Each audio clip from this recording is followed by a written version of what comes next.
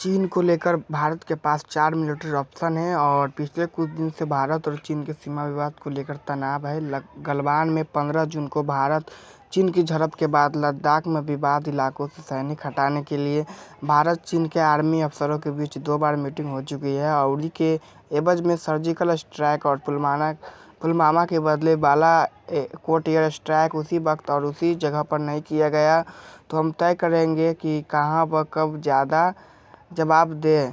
भारतीय सेना कॉम्बैट के लिए तैयार सेना और हमारे पास युद्ध लड़ने का अनुभव है, खासकर हाई एल्टीट्यूड और ग्लेशियर पर जहां चीन की सेना नहीं लड़ सकती। चीन और भारत के बीच लद्दाख में जो परिस्थिति है उसमें कई उतार चढ़ाव आए हैं। आज chief of defence staff general Bipin Rawat ने जो कहा है वह जायज़ है कि उन्होंने कहा कि सरकार की कोशिश रहेगी कि घुसपैठ को रोकना और मसले को शांति से सुलझा लिया जाए, लेकिन अगर स्थिति पहले जैसा सामान्य नहीं हो पाती है तो हमारी सेना मिलिट्री एक्शन के लिए तैयार है।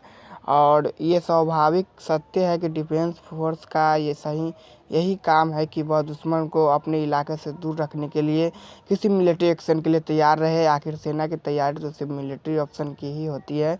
और न्यूज़ एजेंसी ANI के मुताबिक रावत ने साफ किया कि चीन के साथ बातचीत से विवाद नहीं सुलझा तो सैन्य विकल्प भी खुलेगा।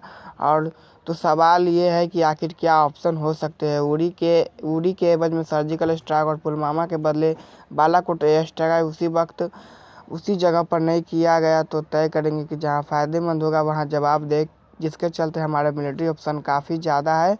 और मेरे मुताबिक ये हो सकता है कि मिलिट्री ऑप्शन पहला समुद्री इनाम इसमें सबसे असरदार हो सकता है। ग्रेट निकोबार आइलैंड, मक्का और सुरुंडा ट्रैश की ओर जाने वाले 6 डिग्री चैनल के लिए बेहद अहम है।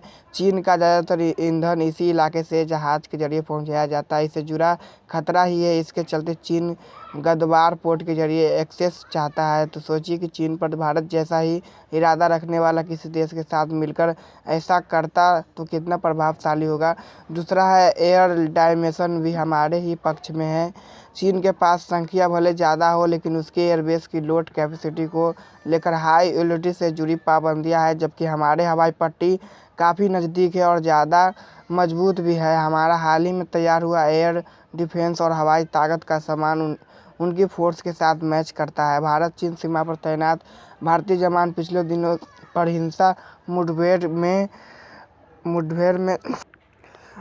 में भारत के 21 जवान शहीद हो गए थे। इसमें चीनी सैनिक भी मारे गए थे, लेकिन चीन ने संख्या जारी नहीं की थी। और तीसरा है कुछ देश के साथ हमारी स्ट्रेटेजिक पार्टनरशिप के जरिए भी हम चीन को जवाब दे सकते हैं। हमारे जैसे सोच वाले देश के साथ अपनी मिलिट्री ताकत का इस्तेमाल कर भारत चीन के लिए मुश्किल खड़ी कर सकता है, फिर चाहे वो साउथ चाइना हो या US, जापान और ऑस्ट्रेलिया के साथ हमारी पार्टनरशिप। चौथा, अगर हम न्यू एज वारफेयर यानी स्पेस और साइबर वारफेयर में अपने साथी देशों के साथ मिलकर काम करें तो हमें जीत मिल सकती है। आज की दुनिया को ये कबूल नहीं है कि किसी एक तरीके की ताकत अकेले इस्तेमाल किए जाए। आर्थिक तरीकों जैसे FDI पाबंदियों की घोषणा पहले ही की जा चुकी है और चीन के ऐप्स पर बैन भी लगा दिया गया है। राजनीतिक और राजनयिक आयाम के जरिए हमारे देश की ताइवान, तिब्बत, हांगकांग और साउथ चाइना सी को लेकर जो पोजीशन है उस पर फिर विचार किया जा सकता है। हाल ही के दिन में भारतीय चीनी सैनिक के बीच पैंगोंग त्सो झील के पास लद्दाख में तनाव की स्थिति देखने को मिली है।